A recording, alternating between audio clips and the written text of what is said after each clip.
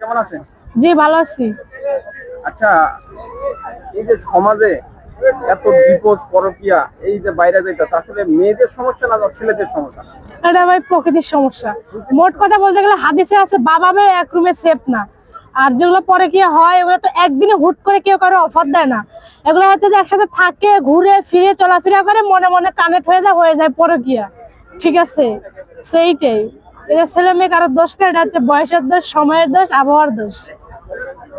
না, অনেক দেখা যাচ্ছে যে অনেক মেয়েরা জামাই থাকতে অন্য বেটার নিয়ে করে তার বউ আছে, আবার অনেক বেটারা যায় তার বউ থাকতে অনেক মেয়ের সাথে সম্পর্ক। এগুলো তো হুট করে যায় না ভাই। আপনি দেখেন যতগুলো পরকীয়া করছে কেউ কাউরে চিনে না এমনটা কিন্তু না।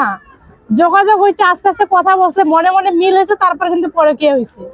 ঠিক আছে, তো আচ্ছা, আমাদের সমাজে এইরকম কোন হইতাছে, এটা সমাধান কি? কোথায় আমাদের সমাধান? আর তাদের উদ্দেশ্যে আপনি কি বলতে চান? সমাধান দুই চারটা যদি ধরে ধরে ভালো ধরনের কোনো শাস্তি দেওয়া যায় তো বাকিগুলো এমনি ঠিক হয়ে যাবে। কিন্তু বাংলাদেশে তো ওই ধরে বিয়ে দিয়ে দেয়।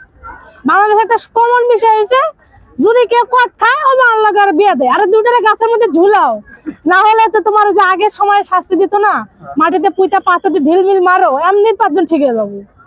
ধরে বিয়ে দেয় তো ভালোই, তো ধরা পেলাম, পায়ে গেলাম, শাস্তি দেওয়া লাগবে, পারলে শাস্তির ব্যবস্থা করেন। এই সমাজে বিয়ে করলে একটা ছেলে যদি দুই তিনটা বিয়ে করে তখন হাসাহাসি করে, কিন্তু একটা মেয়ে জামাই থাকতেও অন্য পরকীয়া যখন করে তখন সেটা নিয়ে অত মাতামাতি দেই না। মাতামাতি করে না কে বলছে? মাতামাতি অবশ্যই হয়।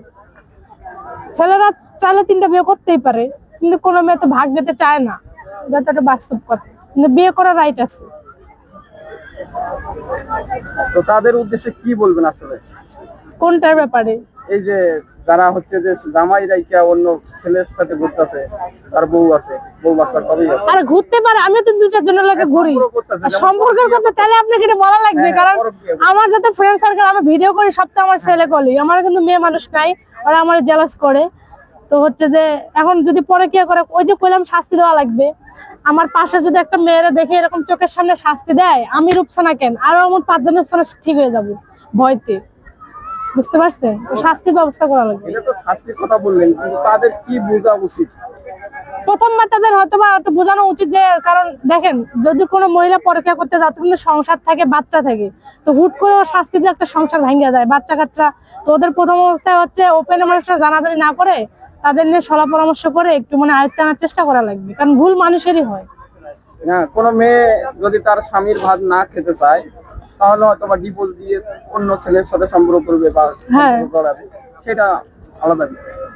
এই জন্য আমি বলি কি, বিয়ের পর 1-2 বছর আগে সময় না তোমরা যে একে একে বুঝতেছো কি না বুঝতেছো, তারপর ডিভোর্স করে নিও। কারণ বাচ্চা কাচ্চা হওয়ার পর তোমরা কত জামাইরে ভালো লাগে না, ওই কয় বউরে ভালো লাগে না, তাহলে বাচ্চাটার দোষ কি?